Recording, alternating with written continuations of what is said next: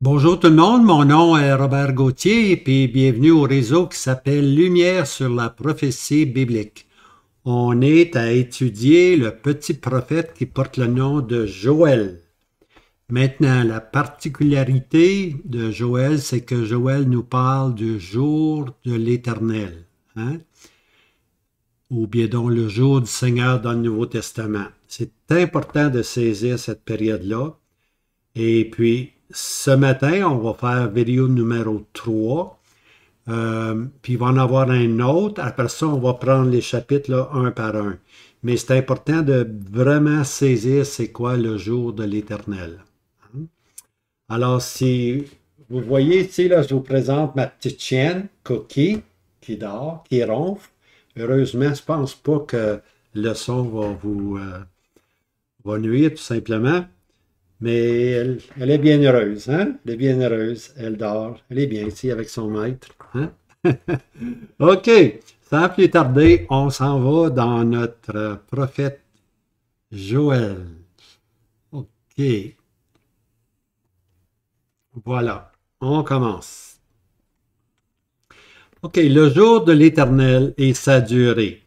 OK. Là, on expliquait que le jour de l'Éternel, c'est un jour de jugement. Hein? C'est un jour terrible. Un jour de ténèbres. Maintenant, ce qu'on veut, c'est qu'on veut savoir combien longtemps que ça va durer. Hein? Ça, c'est la question. Alors, notre vidéo est consacrée à ceci. C'est vidéo numéro 3. Et puis maintenant, on va aller à screen. On va aller comme ça. Voici. Vous me voyez maintenant, là? Je suis un quarter screen. Ouais, c'est ça. OK, point numéro 1. Ouais, on a quelques points à saisir. Alors, quand va commencer le jour de l'Éternel? L'inauguration du jour de l'Éternel. Quand est-ce que ce jugement terrible-là, cette nuit de ténèbres, pour ainsi dire, quand est-ce que ça va commencer? Alors, voici l'inauguration de ce jour terrible aura lieu non, on l'a dit ça dans la vidéo passée, non à la venue du Seigneur Jésus qui est une venue en grâce, parce que lorsqu'on parle de la venue du Seigneur Jésus, on parle de l'enlèvement, on parle de la bienheureuse espérance, on parle aussi d'un acte qui est privé entre l'époux puis l'épouse, hein? Puis les morts en Christ qui vont ressusciter. Ça, c'est privé, c'est entièrement privé. Mais le jour du Seigneur ne commence pas à ce moment-là, mais il va commencer à ce qu'on appelle son apparition en gloire. C'est-à-dire que lorsque le Seigneur Jésus descend maintenant avec ses saints du ciel, il descend en gloire. C'est un acte qui est public. Okay? Il vient maintenant avec ses saints. Lorsque le Seigneur va apparaître publiquement avec ses saints, ça va être le commencement du jour terrible, le jour de l'Éternel. Alors, ce premier acte, on peut le visionner dans le livre de l'Apocalypse.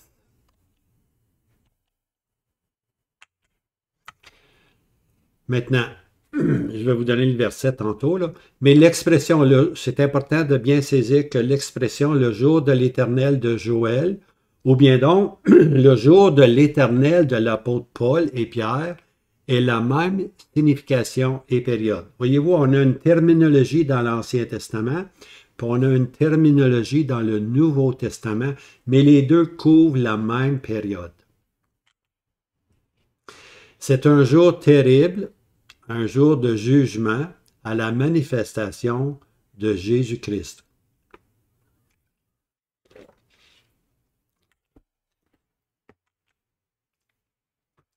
Apocalypse 19, verset 14. Et le verset est le suivant. Et les armées qui sont dans le ciel le suivaient sur des chevaux blancs, vêtus de fin lin, blanc et pur. Ça, c'est une description lorsque le Seigneur Jésus revient sur son cheval blanc. Avec lui, il va y avoir sur des chevaux blancs ses saints, les rachetés. On dit les saints parce que ils sont vêtus de fin lin. Maintenant, les fins lins, blancs et purs, on lit dans l'Apocalypse que ce sont les les propres justices des saints. Hein? Tout ce qui est les propres justices, comment les saints ont agi pratiquement et justement. Alors, ils sont vêtus de fin lin. Maintenant, lorsqu'il y a une référence, là, maintenant, on peut penser que les gens disent c'est les anges. C'est pas les anges ici, pas dans ce passage-là. Dans un autre passage, on voit que le Seigneur Jésus vient avec ses anges. Il n'y a pas de problème là. Mais ici, c'est ceux qui sont sur les chevaux blancs sont les rachetés, vêtus de fin lin, les saints. OK? Les saints qui appartiennent à l'Église, pour ainsi dire. OK? Alors, la référence dans Apocalypse 15, 6, là, il est parlé des anges, mais remarquez bien le langage. C'est de fin lin. Je vais vous lire le passage dans Apocalypse 15, verset 6. Là. Alors, verset 6. Et les 7 anges qui avaient les 7 plaies sortirent du temple, vêtus de lin pur. Pas de fin lin. Voyez-vous la différence là? Lorsque c'est les anges, ils sont décrits de lin pur. Lorsque ce sont les rachetés, les saints, ils sont vêtus de fin lin. Hein? Quelle différence? Quelle différence? C'est la beauté de l'Écriture. OK, Apocalypse 19, 15. Et un épée aiguë à 2 tranchants sort de sa bouche, afin qu'elle en frappe les nations. Alors, c'est le jugement sur les nations. Hein? Le jour de l'Éternel, c'est des jugements sur les nations. Et lui les pètera avec une verge de fer, et lui foule la cuve de vin de la fureur, de la colère de Dieu le Tout-Puissant. Hein? C'est un jour de jugement, un jour de la fureur, de la colère de Dieu Tout-Puissant. Alors, cette scène-là, c'est le commencement du jour de l'Éternel ou du jour du Seigneur. Plus tard, c'est à cette période-là qu'aura lieu ce qu'on appelle le jugement de la bête. Hein? La bête, c'est l'Empire romain reconstitué. C'est simple. Là. La bête, c'est une image, ça signifie l'Empire romain qui doit reprendre vie. L'Empire romain qui était, qui n'est plus, mais qui va reprendre vie, puis sa destinée va être l'abîme. Hein? Sa destinée va être l'abîme. Alors, et le faux prophète, c'est l'Antichrist ou l'homme de péché. Okay? Alors, lorsque le Seigneur Jésus vient sur son cheval blanc avec ses rachetés, il va juger la bête et puis le faux prophète. Et puis, on lit ceci dans Apocalypse 19, verset 20. Et la bête fut prise, et le faux prophète qui était avec elle, qui avait fait devant elle les miracles par lesquels il avait séduit ceux qui recevaient la marque de la bête, hein, et ceux qui rendaient hommage à son image. Et ils furent tous deux jetés vifs, c'est-à-dire vivants, dans l'étang de feu embrasé par le souffle. On ne voit pas ça souvent, là. Que 2 individus, 2 leaders, 2 chefs, okay, qui font le mal sont jetés vivants, vifs, dans l'étang de feu. C'est comme ça que commence, pour ainsi dire, le jour de l'Éternel ou le jour du Seigneur. Des jugements sur les nations. Et puis ici, ce sont les représentants, les leaders qui sont ici jugés vifs, jetés dans l'étang de feu. Voilà maintenant, on voit souvent cet insecte-là, une sauterelle pour ainsi dire, parce que le livre de Joël va commencer avec une invasion des sauterelles qui va dévaster tout le pays. C'est une image, mais c'est un fait qui est arrivé historiquement. Mais c'est pas, lorsqu'on tombe dans l'Apocalypse, ce sont les jugements de Dieu, ce ne sont pas les sauterelles qui vont venir, tout simplement. C'est une image pour nous aider à comprendre. OK, alors le point numéro 2 maintenant. On l'a vu, on a regardé quand est-ce que ça commence, l'inauguration. Maintenant, le deuxième point, c'est la durée du jour de l'Éternel. Combien longtemps que ça dure? C'est intéressant ça. Vous pouvez y penser, là, combien longtemps que ça dure. Alors, la caractéristique, pour ainsi dire, de notre prophète Joël, c'est qu'il fait un de ses sauts prophétiques. Il fait un de ses bons prophétiques. Hein? Puis il nous emmène très loin, très rapidement, dès le commencement, dès les premiers versets, pour ainsi dire. Alors, c'est Joël le prophète par excellence qui nous emmène dans cette grande journée de l'Éternel. Hein? Une journée de jugement. Une série de jugements vont être exécutés. Puis Joël nous parle de ceci. C'est Joël qui nous fait ce bon prophétique. Alors, le premier jugement fut, on l'a lu dans Apocalypse 20, verset 19, lorsque la bête et le faux prophète sont jetés vifs dans les temps de feu. Par contre, il y a d'autres jugements, des jugements multiples qui vont suivre. On ne passera pas à travers l'ordre chronologique, là, mais l'ordre initial, c'est la bête et le faux prophète. Ça, c'est le commencement. Il va en avoir d'autres.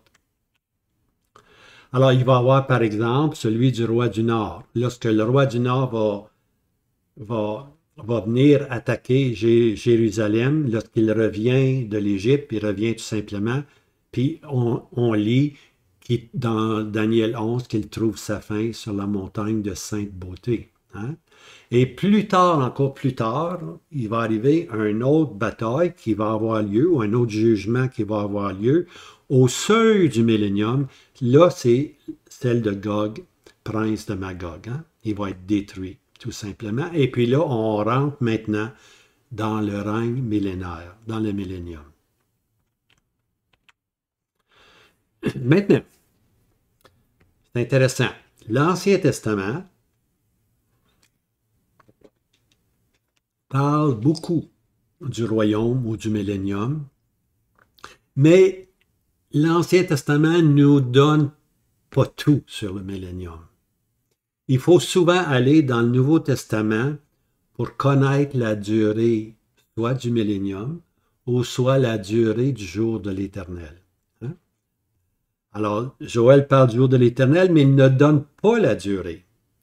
L'Ancien Testament parle du millénium, mais il ne donne pas la durée non plus. Heureusement, on a le Nouveau Testament. Hein? Alors, comme je disais, si la prophétie biblique parle beaucoup du royaume sur la terre, la mention de la durée du royaume exact n'est pas révélée. On sait que les gens vont vivre longtemps, mais on ne sait pas combien longtemps qu'ils vont vivre. Hein? On a un aperçu, mais on ne connaît pas la durée. Hein? Comme le jour de l'Éternel, on a le commencement, mais on n'a pas la durée. Il faut regarder dans le Nouveau Testament. C'est là la beauté. Hein? Toute écriture est inspirée de Dieu. Hein? On a besoin de l'Ancien, on a besoin du Nouveau. Les deux se marient, puis c'est là qu'on a nos réponses spirituelles, pour ainsi dire. Alors, le Nouveau Testament, je le dis souvent, c'est un livre assez spécial. C'est un livre consacré à la révélation de plusieurs mystères. Dans l'Ancien Testament, c'est la prophétie biblique. Les prophètes, mes serviteurs les prophètes, viennent et parlent de Christ et de son royaume, l'établissement du royaume, etc. Okay?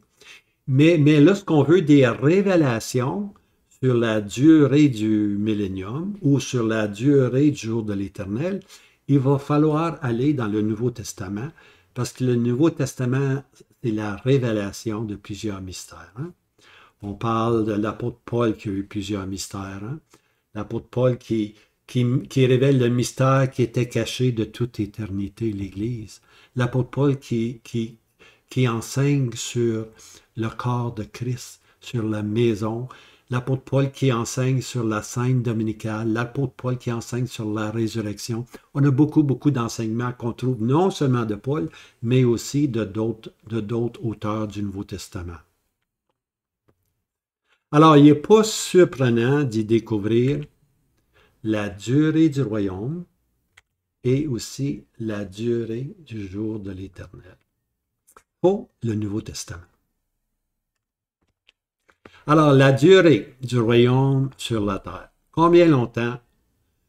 L'Ancien Testament nous parle du royaume à venir, mais on n'a pas la durée exacte.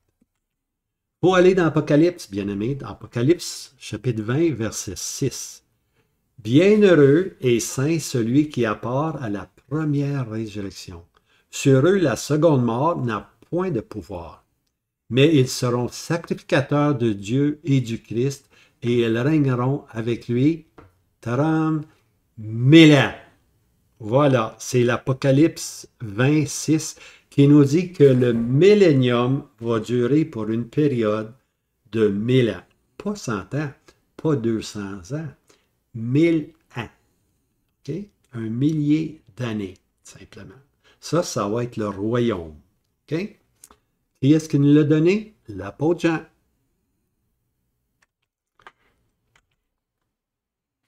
Apocalypse 20, verset 7. On lit le verset suivant. Et quand les 1000 ans seront accomplis, Satan sera délié de sa prison. Voyez-vous?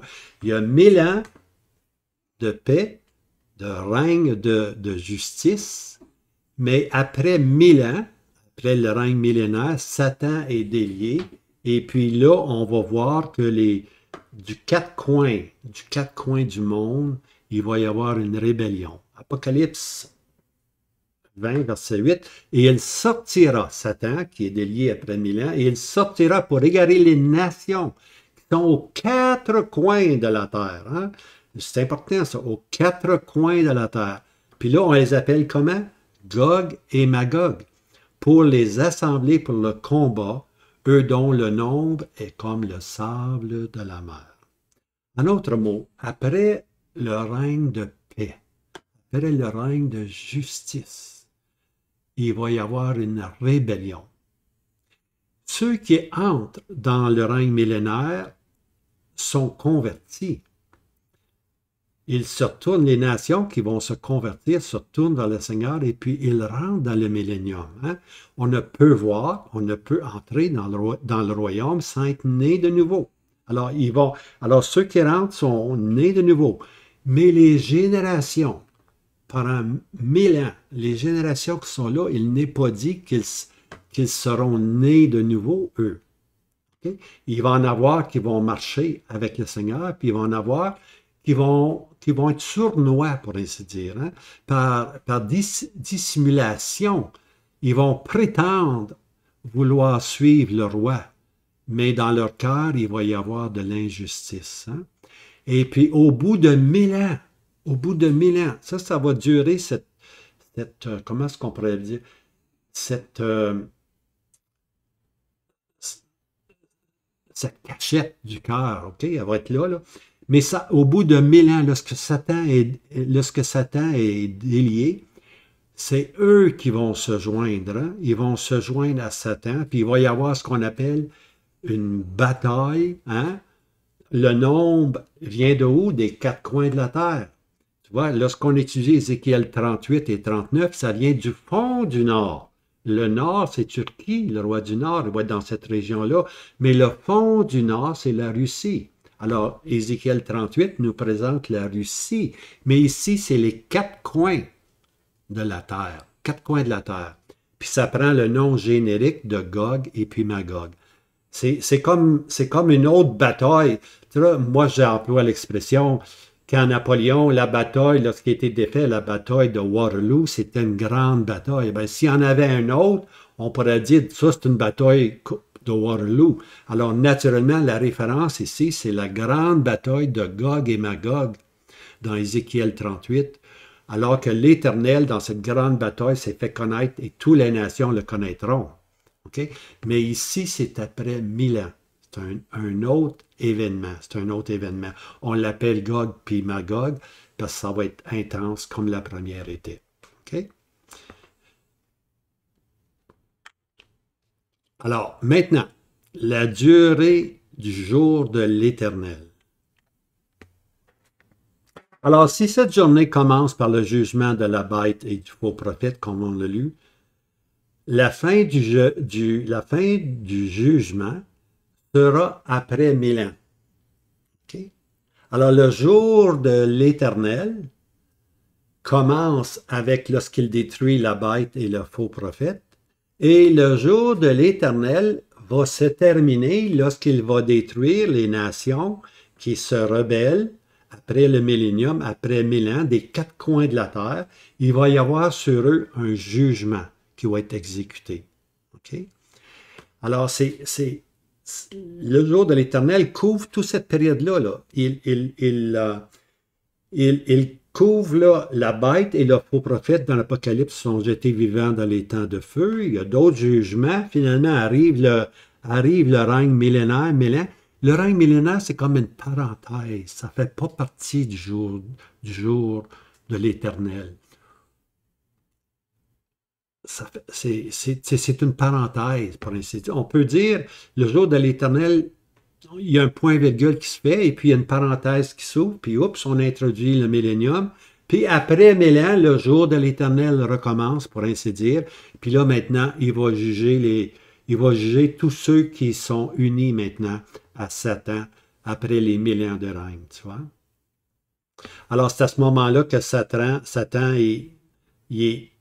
il va être détruit lui aussi. Il est délié premièrement de la prison. Les quatre coins de la terre viennent pour attaquer encore Jérusalem, mais cette fois-ci, c'est l'État éternel qui va être présenté. Le Seigneur les détruit, Satan est détruit, et puis tous les rebelles sont détruits aussi.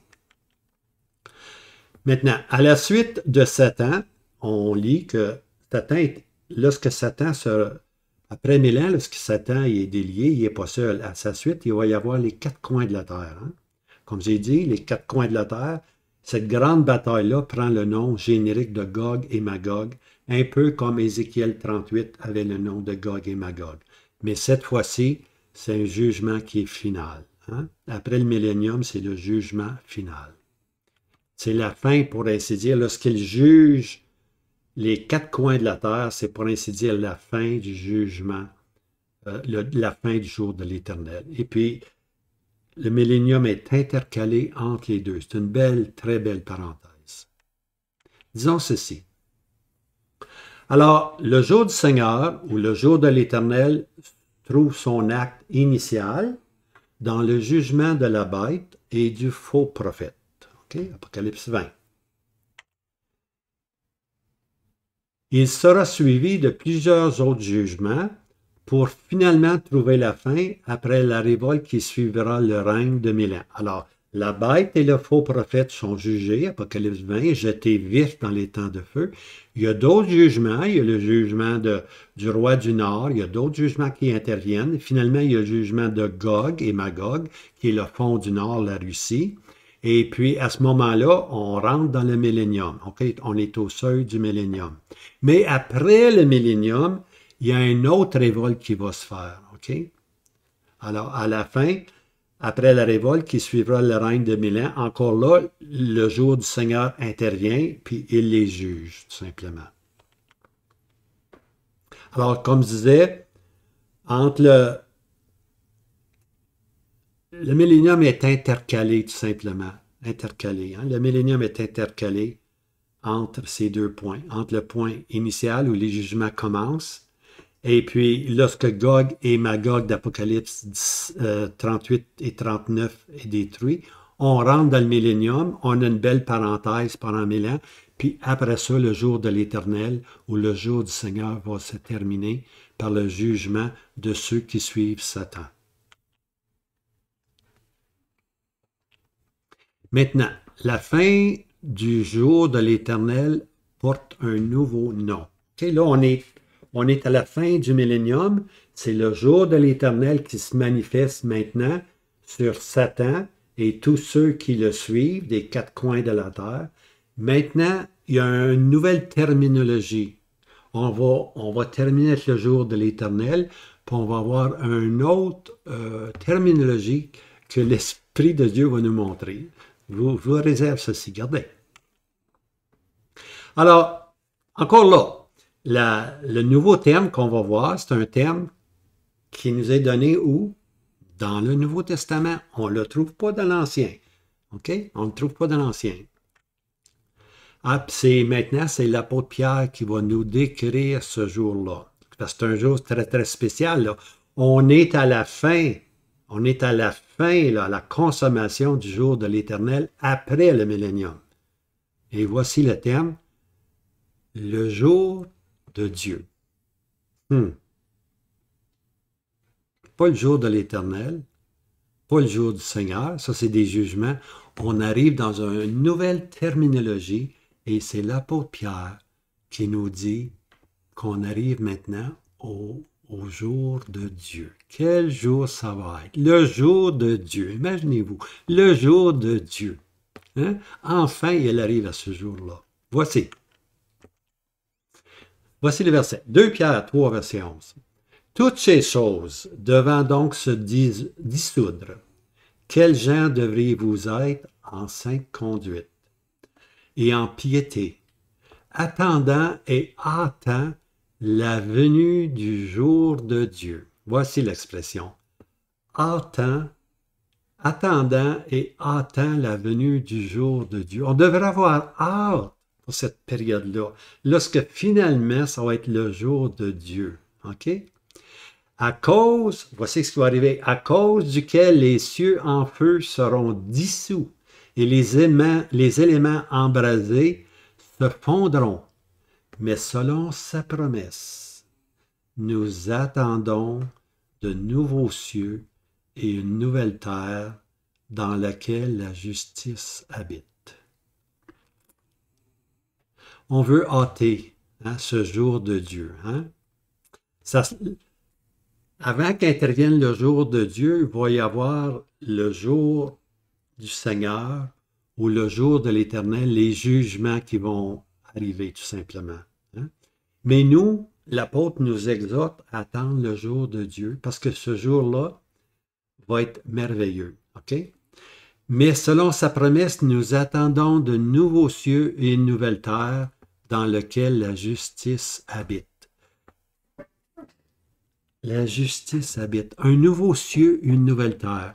Maintenant, je ne suis pas un expert dans le grec, là, mais je sais une chose, que le mot « nouveau » ici, là, il y a deux mots pour nouveau. C'est récent, comme un nouveau vin. OK, c'est récent.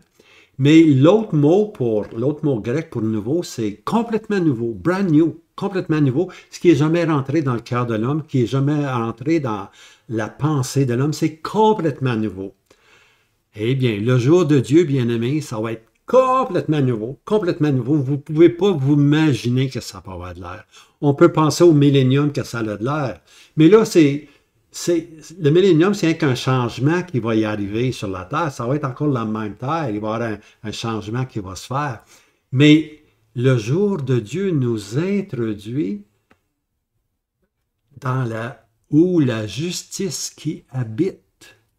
La justice qui habite. C'est un nouveau ciel, une nouvelle terre complètement nouveau. C'est là le jour de Dieu. C'est ça qu'on désire voir, le jour de Dieu. Maintenant, l'expression « la justice habite », c'est une expression assez particulière. Ça veut simplement dire l'état éternel, dans laquelle la justice habite. C'est l'état éternel. Dans le millénium, bien-aimé, la justice, je vais le dire tantôt, la justice n'habite pas. Dans l'état éternel, la justice, excusez-moi, dans le millénium, la justice règne. Dans l'état éternel, la justice habite. Le millénium, c'est un règne. Il y a un roi qui va régner avec justice. Mais dans l'état éternel, la justice, elle habite. Elle habite, tout simplement. Alors, je veux définir un peu la justice habite. Dans l'état éternel, la justice habite. Voici quelques versets qui décrivent l'éternité. Il n'y a pas beaucoup de versets dans l'éternité. Il y a 2 Pierre 3, verset 11. Il y a 1 Corinthiens 15, verset 28. Et puis Apocalypse 21, 1 à 8. La concentration, c'est Apocalypse 21, verset 1 à 8. C'est tout ce qu'on a sur l'éternité. On ne pourra pas en prendre plus, bien-aimés. On ne peut pas comprendre l'éternité. On est des êtres finis. L'éternité, c'est l'infini. Alors, on ne peut pas, mais Dieu nous donne un aperçu, tu vois. Dieu nous donne un aperçu. Puis Dieu nous dit, dans l'état éternel, la justice habite. C'est le jour de Dieu. Alors, je m'en vais rapidement, Apocalypse 21. Je ne lirai pas les 8 versets, mais il y a 8 versets que vous pouvez arrêter la vidéo si vous voulez, puis lire ces passages-là, sont là. Mais je lis verset 1. Et je vis un nouveau ciel et une nouvelle terre. Brand new, complètement nouveau. C'est pas le règne millénaire ici, c'est l'état éternel.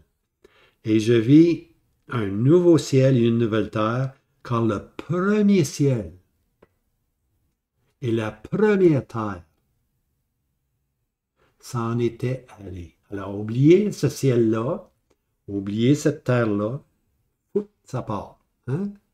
Dans le millénium, ça va être un ciel, ça va être une terre, mais il va y avoir des changements. C'est sûr qu'il va y avoir des changements. Parce que le règne va être un règne de justice. Okay? Mais ici, c'est l'état éternel. Alors, le premier ciel s'en va, puis la première terre s'en va elle aussi. Et la mer n'est plus. Imaginez-vous, là, il n'y a plus de mer. Il n'y a plus de mer. Hein? Et je vis la sainte cité, Nouvelle Jérusalem, descendant d'auprès de Dieu, préparée comme une épouse ornée pour son mari. Ça, c'est l'assemblée du Dieu vivant. Ça, c'est l'épouse, l'Église. Hein? La Nouvelle Jérusalem, c'est l'Église, puis on fait partie, par la grâce de Dieu, de l'Église. On est l'épouse de Christ. Préparée comme une épouse ornée pour son mari. Après 1000 ans de règne, on voit l'épouse apparaître. Est-ce qu'elle a perdu sa beauté? Non, bien-aimé, elle n'a pas perdu sa beauté. Elle est aussi belle que le jour de l'enlèvement. Même si 1000 ans a passé, elle est préparée comme une épouse, comme la journée des noces. Après 1000 ans, elle est l'épouse ornée pour son mari, Christ. Hein? Et jouit une voix venant du ciel disant, « Voici l'habitation de Dieu est avec les hommes. Et il habitera avec eux. » L'habitation de Dieu est avec les hommes. La justice va habiter, bien-aimés. Dieu va être avec les hommes. C'est tellement beau, c'est tellement riche. Je continue. Maintenant, comme je disais, dans le règne millénaire, c'est un règne. C'est pas dit que la justice habite. La justice va régner. Pendant 1000 ans, on va avoir un système théocratique où la justice va régner. La justice régnera. Voici le verset. Bon, quelques versets. Acte 17, verset 31. Parce qu'il a établi un jour auquel il doit juger en justice la terre habitée par l'homme qu'il a destiné à cela, de quoi il a donné une preuve certaine à tous, l'ayant ressuscité d'entre les morts. Christ est ressuscité. C'est lui l'homme que Dieu a destiné, puis il nous a donné cette preuve certaine-là. Nous ne voyons plus que le Seigneur Jésus est sur la terre, mais nous levons les yeux au ciel et nous voyons le Seigneur Jésus assis à la droite de Dieu, couronné de gloire et d'honneur, et nous attendons cet homme qui va prendre contrôle de la terre, qui va venir et puis qui va juger en justice. Un roi régnera en justice. Ça, c'est le verset qui s'en vient. Voici l'homme destiné, Ésaïe 32, verset 1. Voici un roi régnera en justice, et des princes domineront avec droiture. C'est un verset d'Ésaïe 32, bien-aimé. Allez-y le voir, là.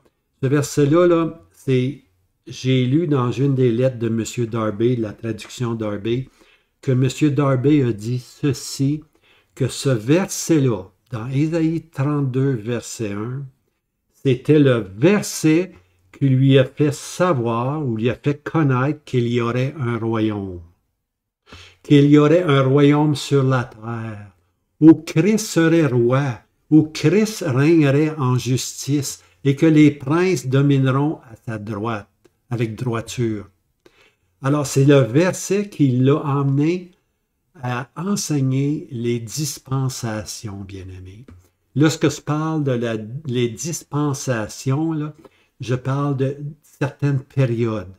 Puis on ne peut pas couper droit la parole de Dieu si on ne comprend pas qu'il va y avoir sur la terre un règne millénaire.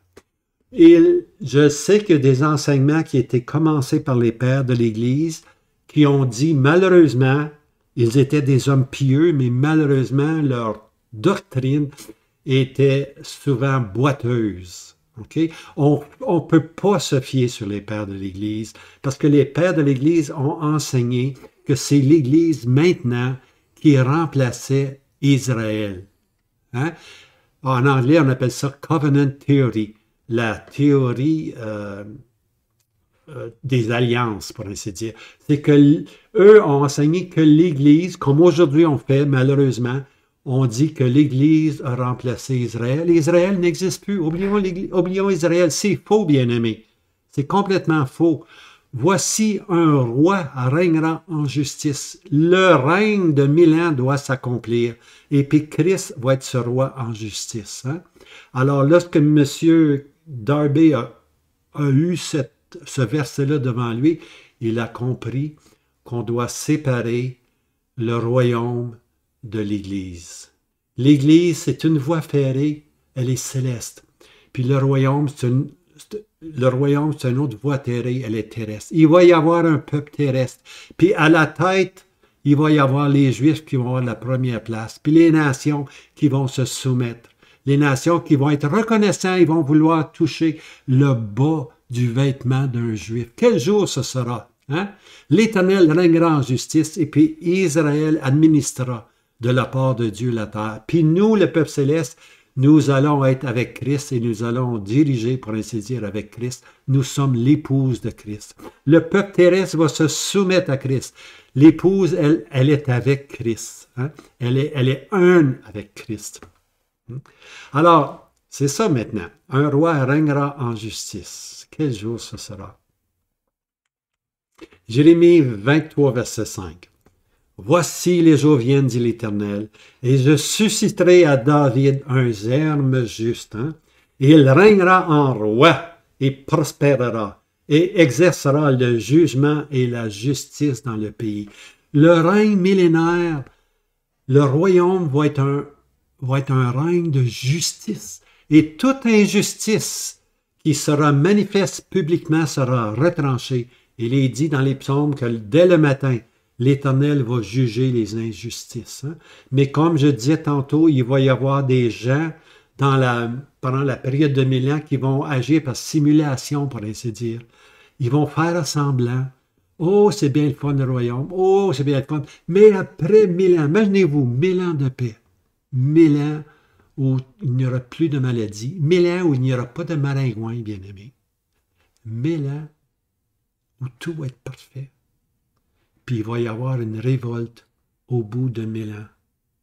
Une révolte lorsque Satan sera délié, les quatre coins de la terre vont se rébeller. Hein? Et puis ils vont être anéantis. Ils vont être anéantis. Alors, après ce grand jugement va être le jour de Dieu. C'est l'état éternel. Maintenant, non seulement la justice cesse de régner, le royaume se termine, mais on est introduit dans l'état éternel où la justice habitera.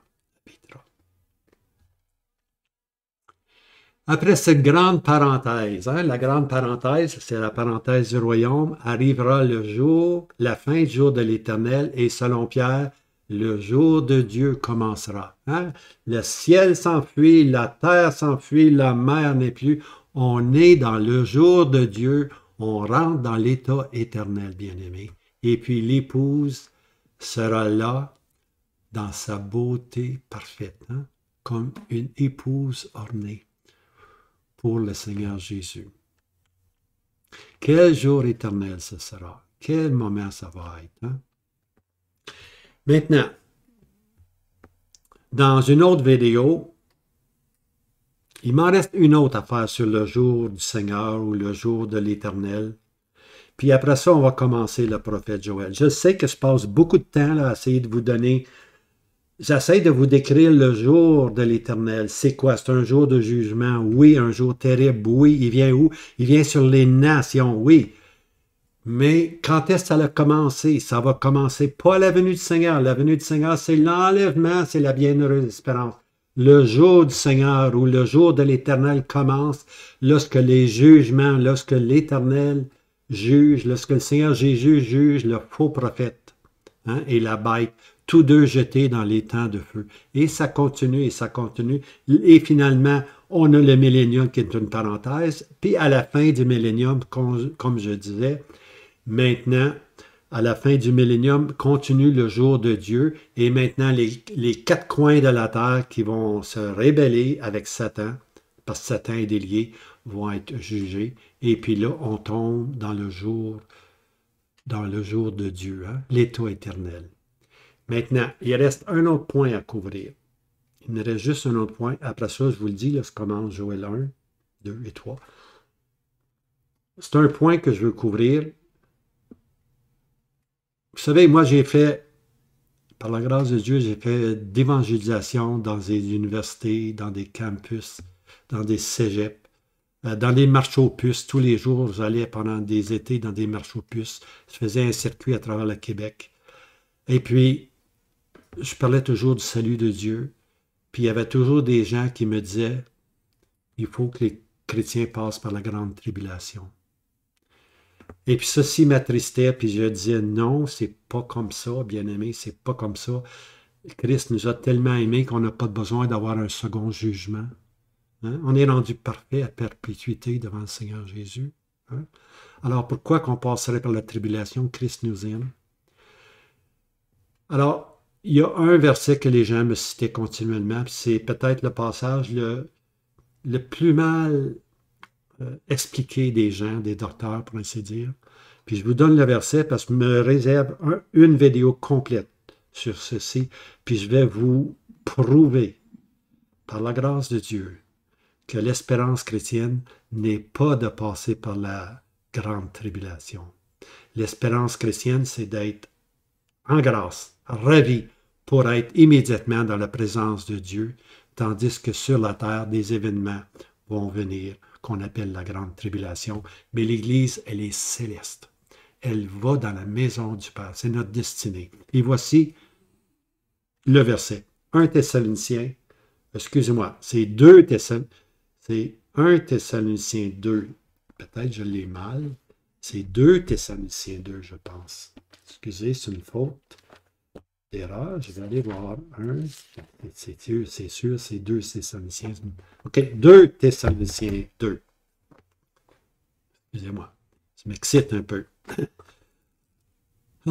Or, nous vous prions, frères, par la venue, regardez, c'est souligné ici, par la venue de notre Seigneur Jésus-Christ et par notre rassemblement auprès de lui. On dit pas plus long. De ne pas vous laisser promptement bouleverser dans vos pensées, ni troubler, ni par esprit, ni par parole, ni par lettre, comme si c'était par nous, comme si le jour du Seigneur était là. Voyez-vous, les Thessaloniciens passaient par des moments difficiles, une genre de tribulation. Puis quiconque veut vivre pieusement, hein, la Bible dit, si on veut vivre pieusement, on va être persécuté. Alors les Thessaloniciens qui attendaient du ciel le Seigneur Jésus étaient persécutés. Puis il y a des faux enseignants qui disaient, ah oui, regarde, on est dans le jour du Seigneur, c'est un jour terrible, un jour de jugement, un jour de grande tribulation. Hein? Alors, c'était des faux enseignants qui étaient là, tout simplement. Hein? Alors, comme si le jour du Seigneur était là. Non, le jour du Seigneur n'était pas là. Il n'était pas là. Alors, je réserve cette vidéo-là pour vous donner simplement cet enseignement qui va vous être précieuse, puis que beaucoup de chrétiens, malheureusement, donnent une mauvaise interprétation à ceci. Hein? Notre espérance, c'est la venue du Seigneur Jésus. Notre espérance, ce n'est pas le jour du Seigneur. Absolument pas. Alors, je vous laisse avec ceci. Que le Seigneur vous garde. Le Seigneur revient bientôt. N'oubliez pas, abonnez-vous, hein, puis pèsez sur la cloche. Bon week-end ou bonne semaine. À bientôt. Alors, je vous laisse tout simplement. Et puis, n'oubliez pas, ding-dong la cloche, hein? Ding-dong la cloche. Alors, je vous laisse simplement. Moi, j'aime ça vous parler, là, mais faut s'arrêter. Seigneur vous regarde encore, hein, bien aimé. À bientôt.